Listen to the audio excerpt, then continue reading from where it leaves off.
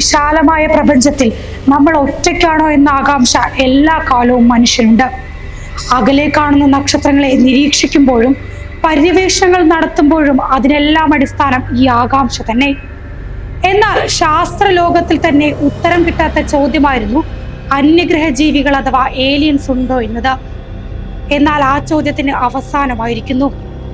മനുഷ്യരായി വേഷം മാറി ഈ അന്യഗ്രഹ ജീവികൾ നമുക്കിടയിൽ ഉണ്ടെന്ന് പറഞ്ഞാൽ വിശ്വസിക്കാനാകുമോ? പറഞ്ഞു വരുന്നത് സിനിമാ കഥയല്ല. ഹാർവാർഡ് യൂണിവേഴ്സിറ്റി തയ്യാറാക്കിയ ഗവേഷണ പ്രബന്ധത്തിലാണ് ഇതിനെ സംബന്ധിച്ചുള്ള പരാമർശമുള്ളത്. ക്രിപ്റ്റോ ടെറസ്ട്രിയൽ എന്ന ഗൂഢവാദ സങ്കല്പത്തെ അടിസ്ഥാനമാക്കിയാണ് ഗവേഷണം നടത്തിയിരിക്കുന്നത്. അന്യഗ്രഹ ജീവികൾ വേഷം മാറി ഭൂമിയിൽ ജീവിക്കുന്നുണ്ട്. അവ നമ്മളെ അനുകരിച്ച് നമ്മളുമായി ഇടകലർന്ന് ജീവിക്കുന്നത് തിരിച്ചറിയാനാവില്ല എന്നും ഈ സങ്കല്പം പറയുന്നു. അഗ്നിപർവ്വത മേഖലകളിലും ഭൗമാന്തര മേഖലകളിലും ഇവർ താമസിക്കുന്നു. അന്യഗ്രഹ ജീവികൾ ഭൂമിയുടെ ഗതിയും മനുഷ്യ ജീവിതവും തങ്ങളുടെ ഇച്ഛയ്ക്കനുസരിച്ച് മാറ്റിവിടുകയാണെന്നും കരുതുന്നവരുണ്ട്. ഈ സാധ്യതയും ഗവേഷണ പ്രബന്ധം തള്ളിക്കളയുന്നില്ല. ഇങ്ങനെ വേഷം മാറിക്കഴിയുന്ന അന്യഗ്രഹ ജീവികളെ സന്ദർശിക്കാനായി ഭൂമിയിലെത്തുന്ന വാഹനങ്ങളാകാം UFO എന്ന പേരിലുള്ള തിരിച്ചറിയാനാകാത്ത പേടകങ്ങൾ.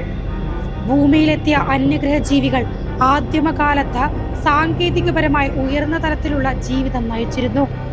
എന്നാൽ പ്രളയമടക്കമുള്ള പ്രകൃതി ദുരന്തത്തിൽപ്പെട്ട് അവരുടെ സംസ്കാരം നശിച്ചു. പക്ഷേ ഈ ജീവിവർഗം പൂർണ്ണമായി നശിച്ചില്ല. ഇവർ അഗ്നിപർവ്വതങ്ങളിലും സമുദ്രത്തിലും ഒക്കെയായി താമസിച്ചു. മനുഷ്യരുടെ രൂപമില്ലാത്ത ക്രിപ്റ്റോകളുമുണ്ട്. ഇവർ ഉരകങ്ങളോ അല്ലെങ്കിൽ ആൾക്കുരങ്ങുകളോടോ സാമ്യമുള്ളവരോ ആണ്. മെക്സിക്കോയിലെ പോപ്പോകാറ്റ്പെറ്റൽ അഗ്നിപർവ്വതം, US-ലെ ശസ്തപർവ്വതം തുടങ്ങിയവ ഇവരുടെ താവളങ്ങളാണ്. ഇവിടങ്ങളിൽ അന്യഗ്രഹ പേടകങ്ങളുടെ സാന്നിധ്യം കൂടുതൽ ദൃശ്യമാകുന്നതിന് കാരണവും ഇതാകാമെന്നും പ്രബന്ധത്തിൽ പറയുന്നു.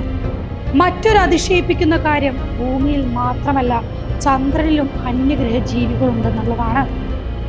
സാധ്യതകൾ മാത്രമാണ് തങ്ങൾ മുന്നോട്ട് വെക്കുന്നതെന്നും ഇത് സത്യമാകണമെന്ന് നിർബന്ധമില്ലെന്നും മുൻകൂർ പറഞ്ഞുകൊണ്ടാണ് പ്രബന്ധം ആരംഭിക്കുന്നത്.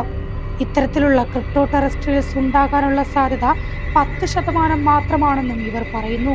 ഇതിനു മുൻപും ഒരുപാട് മിഥ്യാധാരണകൾ അന്യഗ്രഹ ജീവികളെ കുറിച്ച് പുറത്തു വന്നിട്ടുണ്ട്. ഇവരെ കണ്ടെത്താനായി ഒരു കൂട്ടം ശാസ്ത്രജ്ഞർ ചില റേഡിയോ സിഗ്നലുകൾ ബഹിരാകാശത്തേക്ക് അയച്ചിരുന്നു. 2029 ആ സിഗ്നലുകൾക്കുള്ള ഉത്തരം ലഭിക്കുമെന്നാണ് വിലയിരുത്തൽ. അതായത് 5 വർഷത്തിനുള്ളിൽ.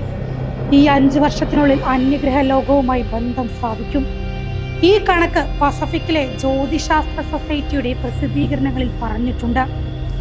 പ്രകാശത്തിന്റെ വേഗതയുടെ കണക്കുകൂട്ടൽ അനുസരിച്ചാണ് ശാസ്ത്രജ്ഞർ ഈ കണക്കിലേക്ക് എത്തിച്ചേർന്നത്.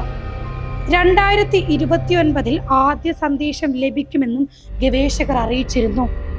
ഇത്തരം കണക്കുകൂട്ടലുകളിലൂടെ അന്യഗ്രഹ ലോകത്തിന്റെ ബുദ്ധി നമുക്ക് കണക്കാക്കാമെന്ന് കാലിഫോർണിയ സർവകലാശാലയിലെ ശാസ്ത്രജ്ഞർ പറയുന്നു. ഇതോടൊപ്പം ഏത് ഗ്രഹത്തിൽ നിന്നാണ് സന്ദേശം തിരികെ വരാനാവുക എന്നും കണ്ടെത്താനാകും. സാധാരണയായി റേഡിയോ സിഗ്നലുകൾ ബഹിരാകാശത്തേക്ക് ദുർബലമാകും. അത്തരം സിഗ്നലുകൾ കണ്ടെത്തുന്നത് വളരെ ബുദ്ധിമുട്ടാണ്. അതുകൊണ്ടാണ് നാസ ഡീപ് സ്പേസ് നെറ്റ്വർക്കിൽ നിന്ന് ശാസ്ത്രജ്ഞർ ശക്തമായ സിഗ്നൽ അയച്ചത്. നേരത്തെ അന്യഗ്രഹ ജീവികളുമായി ബന്ധപ്പെടാൻ നിരവധി ശ്രമങ്ങൾ നടന്നിരുന്നു. എന്നാൽ ഇതൊന്നും പൂർണ്ണ വിജയം നേടാനായില്ല. വീണ്ടും വീണ്ടും അന്യഗ്രഹ ജീവികളെ കുറിച്ചുള്ള മിഥ്യാധാരണകൾ തുടരുമ്പോഴും അവസാനിക്കാതെ നിൽക്കുന്നത് മനുഷ്യന്റെ ജിജ്ഞാസയാണ്. ഇത്രയും വലിയ പ്രപഞ്ചത്തിൽ നമ്മളെ കൂടാതെ ആരെങ്കിലും ഉണ്ടോ എന്ന ജിജ്ഞാസ.